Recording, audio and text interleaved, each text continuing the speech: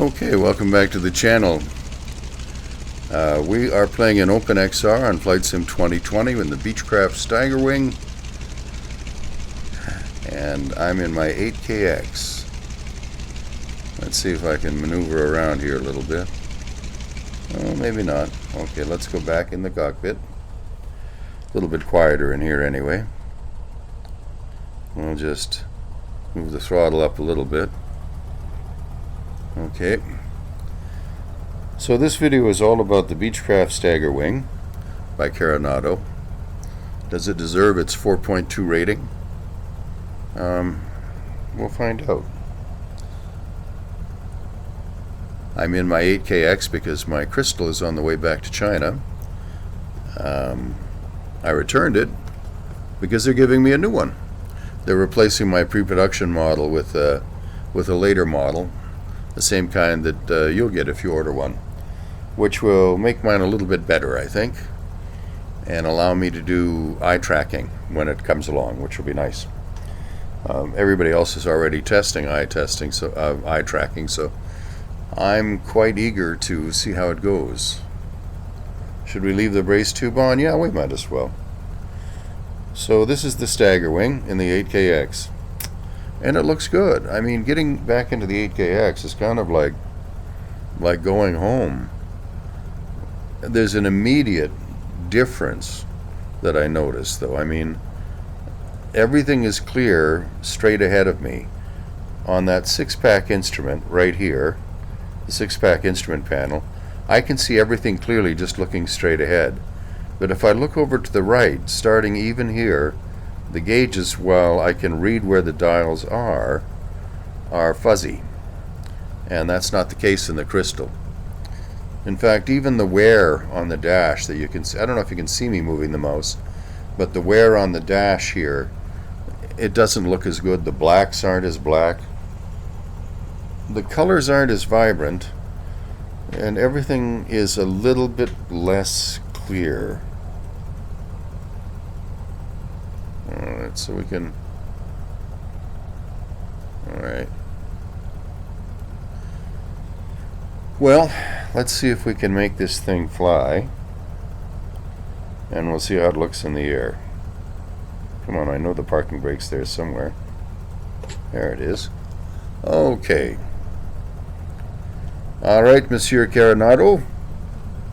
Let's see how your airplane works. Oh, jet coming in above me.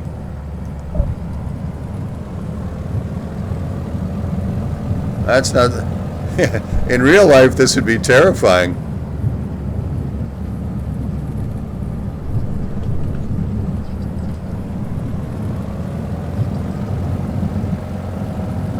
That was pretty cool, actually.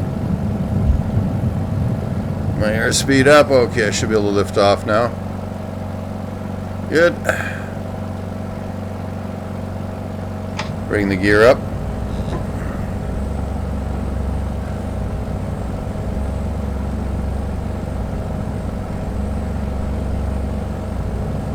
I think maybe I'll just turn sound down a little bit more, because the reason I'm redoing this video is one of my viewers said that couldn't hear me because the engine sound was too loud. I've got it set down to 65. It should be okay. Maybe it's just loud in my headset. I guess we'll find out. Of course, the smart thing for me to do is to check it before I upload it to YouTube. That would be the smart thing to do, but it's so not me.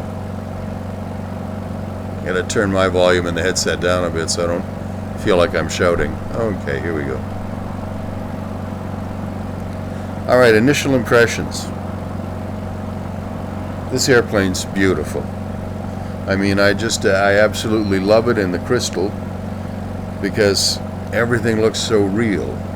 But in the 8KX, it looks good. It's a step below the crystal. Maybe not a huge step, but definitely a step in terms of visual quality.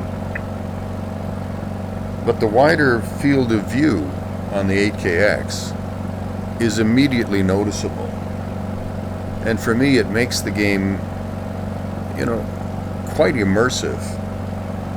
this wider field of view is something that I don't want to understate in importance, because for me it's just a huge part of the game, really. And if I could get an 8KX with lenses as good as the Crystal, then I'd never need to buy the 12K, because I don't do standalone gaming. I'm not young and agile enough to do all that stuff, and I'm not really interested in things other than flight simulators and driving games, although I have tried Half-Life Alyx and it's pretty good. So I don't need Wi-Fi and I don't need standalone, but I would like the eye tracking that the Crystal has. Yeah, if I can't have an 8KX with eye tracking and the pixel density, 35 pixels per degree, that the Crystal has, that would be an ideal headset. But right now, for Sims, if I have to choose, I don't know. I've got so many more hours in this 8KX than I do in the Crystal, though. Even though I've been working with the Crystal every day for several months as a beta tester, I still find getting into the 8KX feels like going home. But when I look out the windows and I look down at the ground, straight ahead again, it's very clear, right out to the distance. But the edges get blurry probably about where they would in the Crystal, And it's obvious that there's a lower pixel density. And the most obvious thing is that the blacks aren't as black, and the colors don't pop the way they do on the Crystal. I mean, the wings red looks good. If I do a turn here, let's see if I can get some sun reflecting off the surfaces. I'll just do a turn and see what that looks like as the shadows and the sun cross the wing. And it looks good. It looks good. But on the 8KX, it was like, holy crap. I mean, I guess the way I think I phrased it in the video that I had to delete for the bad volume reasons was that the 8KX is like flying in a really good painting, a really good visual representation of the world around us, like a painting. But the Crystal is like flying into the cover of a glossy magazine. I mean, to be any better, it would have to be a human eye view. You'd have to be in the real cockpit. And I've got settings set up pretty high here. I'm getting 25 frames per second because I wanted to give the Crystal a run for its money in the 8KX. Frame rates are about the same for both headsets. The Crystal has a higher pixel density, but those pixels are crowded in over a much narrower field of view, so it kind of comes all out in the wash. It's about the same.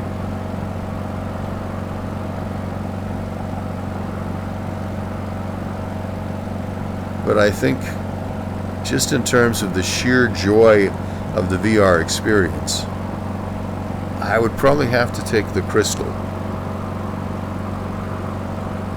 For a combat simulator like IL-2 or DCS, there might be an advantage to having the 8KX with its wider field of view, because I can look around all the way to there with the 8KX. I can't see that far behind me with the IL-2 in IL-2 or DCS.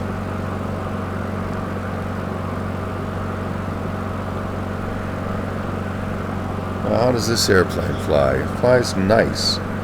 And in Microsoft Flight Simulator, one of the things I like is the way you can manage the controls with the mouse. Well, I'll tell you what, I wish I could do that in IL-2. You can in DCS, but it seems to be smoother in Flight Sim for me. Now here, if I click on this, I can change fuel tanks by pushing the dial on the mouse. You can also manipulate it, if you're clever enough, by holding it and turning it, but it's pretty good that way. The trim wheel is actually not a wheel, It's a it's a window winder, and you can do it here, but boy, that's not easy to do. I've got it mapped. Okay, so I'm out of trim now. I have it mapped to my joystick so that I can trim it properly with my hand on the stick. But I'm trimming right now. I'm trimming nose up right now. You can see the nose coming up, but the window winder isn't moving. So that's a minor fault in the aircraft build, I think. To me, when I operate a control, it should go in and out. So for instance, if I move the throttle, you can see it goes in and out with my throttle. But the window winder doesn't. I don't know why. There's also a window winder. I can open the window here, but I hesitate to do that in flight because the last time I did that, the airplane came apart in the air. I overstressed. Now, let's have a look externally. To me, it's pretty. The clarity is pretty good. The resolution's very good, really. As long as I'm looking straight ahead, it's excellent. I just got to trim the nose down a little bit here.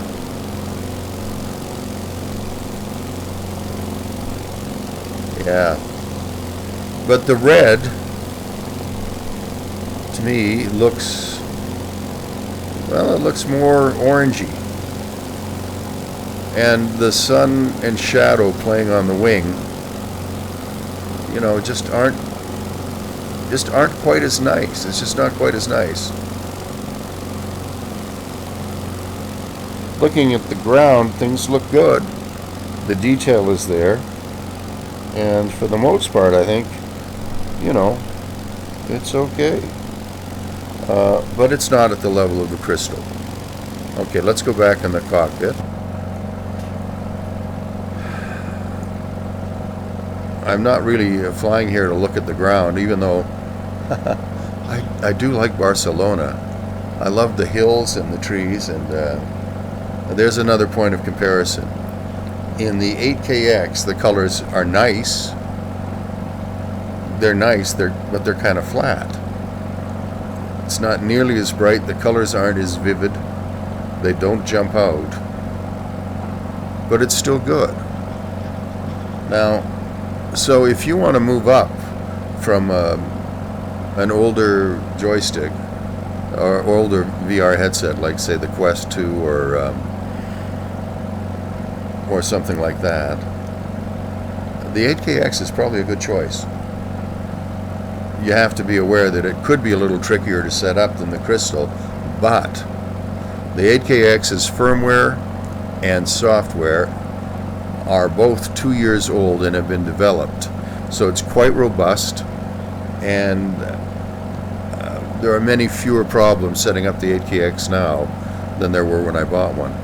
So I wouldn't be afraid of it as a second VR headset. I'm not sure I'd recommend it as a first-time headset, but you could do it because Pimax technical support is also very good.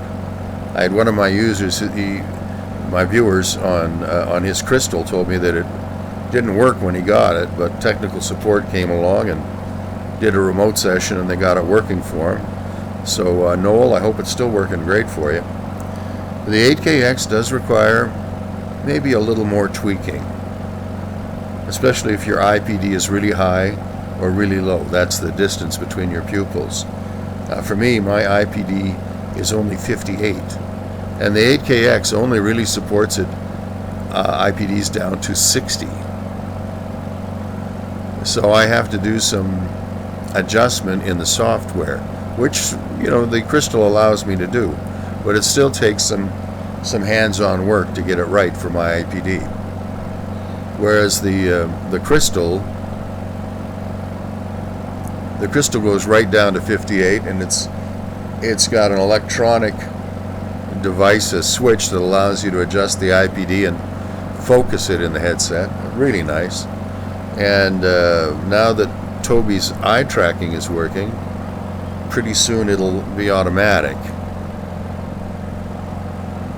which it'll never be in the 8KX. So if you have to have absolutely the best picture quality you can, and you're not hooked on a super wide field of view the way I am, then the crystal's your best choice. And it is more money. On the other hand, it comes with stuff that the 8KX doesn't.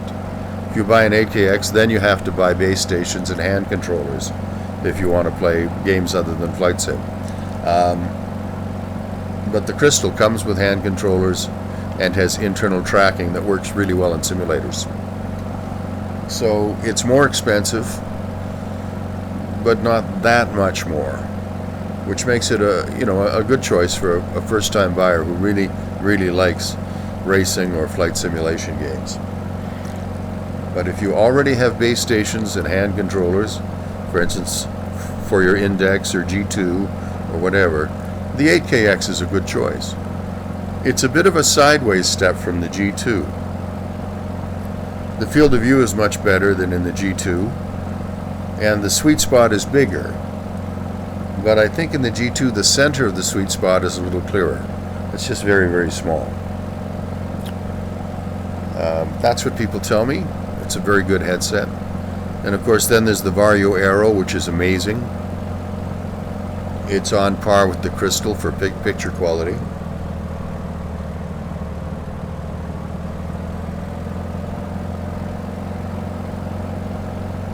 Alright, I'm going to get us set up here for landing, and we'll wrap this video up. Yeah, everything looks good. The reflections in the canopy look good. Everything looks great, but it's not the same as the Crystal. Not by a very long, well, not by a very long shot, but it's noticeably less clear and less vivid than the Crystal. Okay, let's get our speed down. Throttle back, get the speed down. Okay. We'll put the gear down. We'll cheat and take a look outside and make sure the gear is down. Oh, there it is. There's my sign.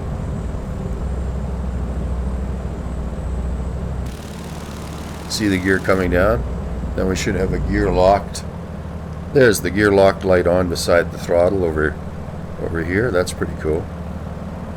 So the only thing I found that doesn't work is the window winder trim control doesn't move when you operate it by joystick rather than by mouse.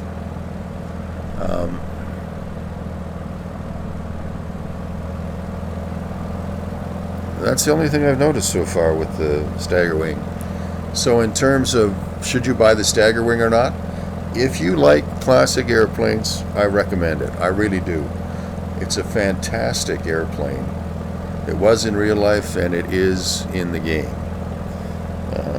Little quibbles aside, I think it deserves every decimal point of its rating of 4.2 in the marketplace. Now, the 8KX. Am I going back to it, and will I stay with it, even when I get my Crystal for flight sims? When I get the Crystal back, I'll go back to that, just because the clarity is so amazing. But for combat sims, and maybe wombat sims, if that's what I was going to say, but combat sims, I think I really do like the 8KX. But for pure visual experience,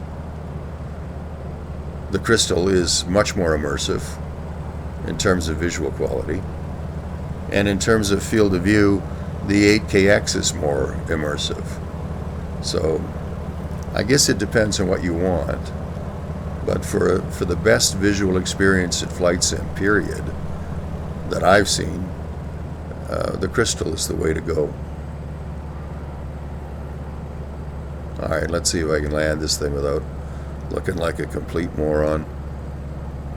Keep the nose straight there, Mr. Dave.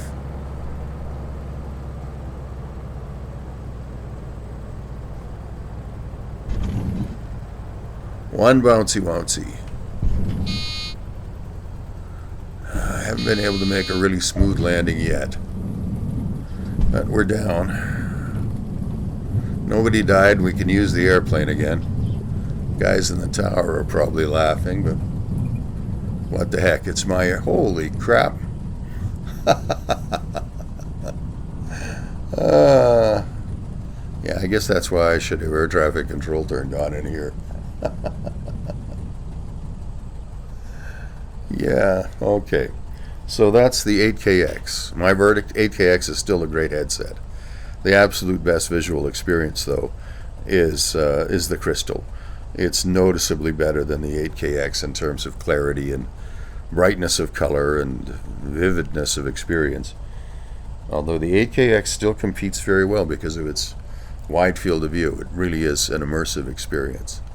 But it's like being in a really good oil painting compared to being in a fantastically photographed high-resolution picture. So, that's my verdict. The 8KX is good, the Crystal is great, and this is a really nice airplane in Flight Sim 2020, and I think I would recommend it as well. Have yourself a great day.